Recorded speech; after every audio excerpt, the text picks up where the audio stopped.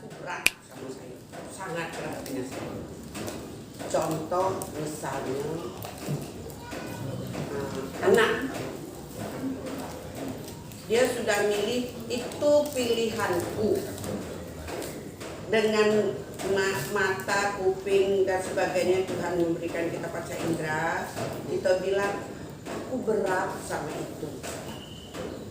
Boleh tidak kami seorang ibu, boleh atau tidak seorang ibu berdoa dengan Allah begini, ya Allah ya Tuhanku, seandainya dia tidak baik untuk anakku, tolong kau lepaskan segera.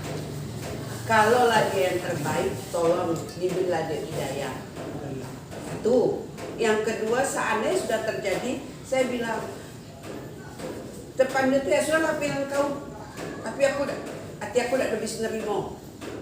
Boleh tidak seorang ibu, seorang tua itu begitu sifatnya, tidak merestui.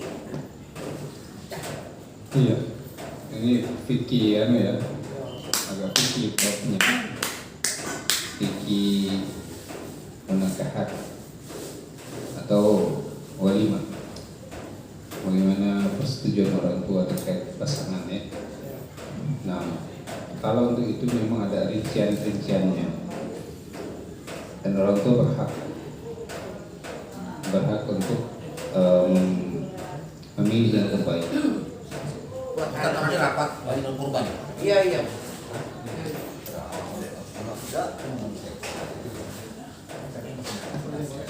Jadi kalau misalnya orang itu yang pertama adalah fitri,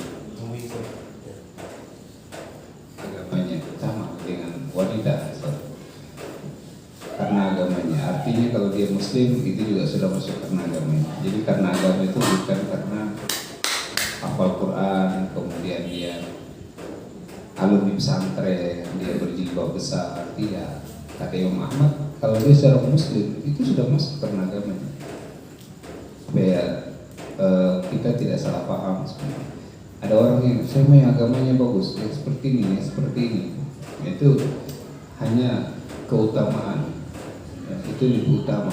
Tapi kalau karena agamanya, kalau dia selama dia muslim itu sudah masuk karena agamanya. Tinggal nanti agamanya seperti apa akidahnya, pemahamannya, kemudian amalannya. Dan memang diselidiki dulu sebaiknya seperti itu. Makanya ada perkenalan ta'aruf. Jadi sebelum ada kesimpulan dia baik dan tidak baik, memang harus ditahu orang ini dari mana, asalnya dari mana, dan kita cek melalui teman dekatnya. Jadi jangan lewat keluarganya, teman dekatnya yang tidak ada hubungan dengan dia, tidak ada hubungan saudara. Biasa informasinya itu lebih apa adanya ya. Jadi kalau misalnya dia itu boleh, itu hak kita ya, mencari yang terbaik buat keluarga, apalagi anak kita. Nah, kalau sudah ketemu titiknya, masalah apa yang menjadi fokus kita, oh ini seperti itu, dan boleh ditanya ke masyarakat tempat dia tinggal, orang seperti apa. Kalau memang betul kita mau cari yang terbaik, karena kekhawatiran tadi ya anak kita dengan apa segala sesuatunya, ya tentu kewajiban orang tua. Nah, tapi tidak boleh menyimpulkan di awal sebenarnya. Tidak boleh menyimpulkan sesuatu di awal. Dia harus selidiki dulu.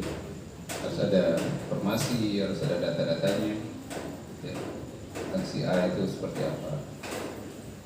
Kalau memang sudah ada informasi seperti itu, boleh seorang tua memberikan masukan dan saran untuk memilih dan tidak memilih.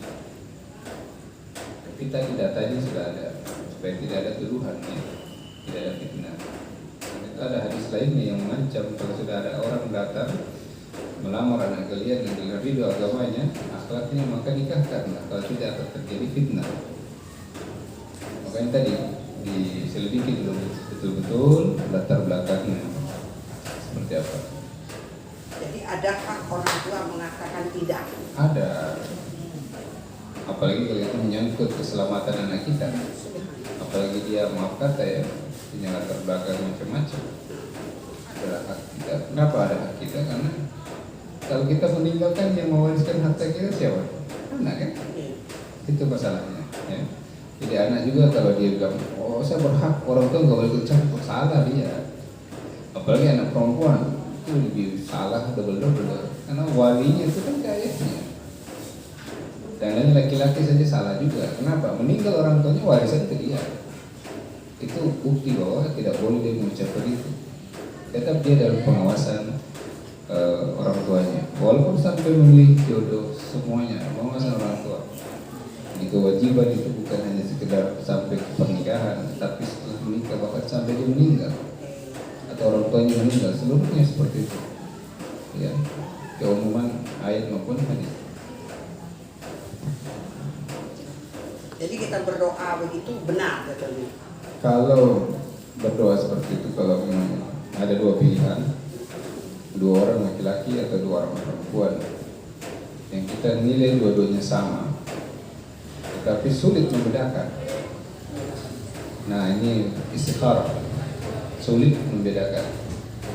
Tapi kalau misalnya ada dua pilihan, laki atau perempuan, yang satu soleh, yang satu tidak soleh, tidak usah istikharah, langsung pilih yang soleh.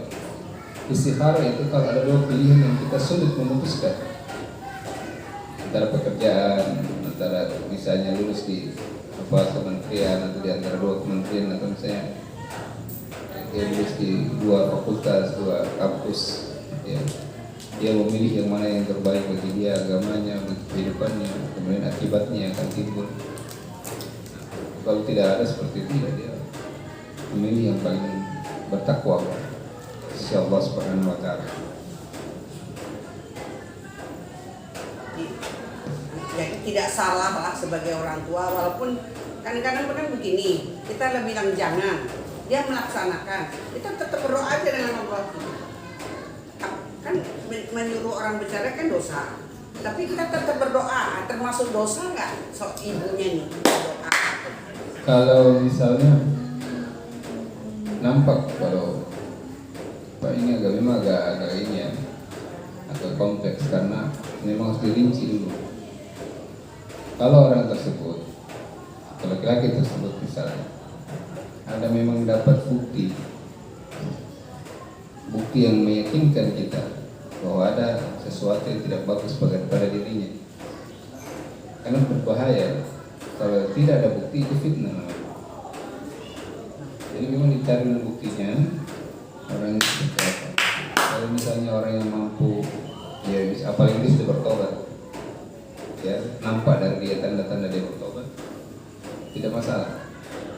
Tapi kalau tidak ada tanda dia baik, dia bertobat, kemudian ditambah lagi ada niat-niat lainnya, ya, yang nampak kita lihat misalnya, ya mungkin kita tidak sengaja kita temukan bukti, ya ada orang yang lapor dan ada saksinya bahwa dia niatnya seperti ini, nanti kalau sudah menikah niatnya begini, ya makanya seperti ini hendaknya dia membatalkan, karena sudah bisa memudaratkan pada keluarga kita.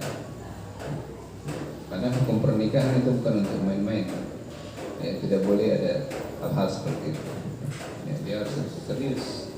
Tergantung mau masalah setahun 2 tahun ada masalah, itu urusannya lain. Tapi dari awal tidak boleh ada sedikit pun niat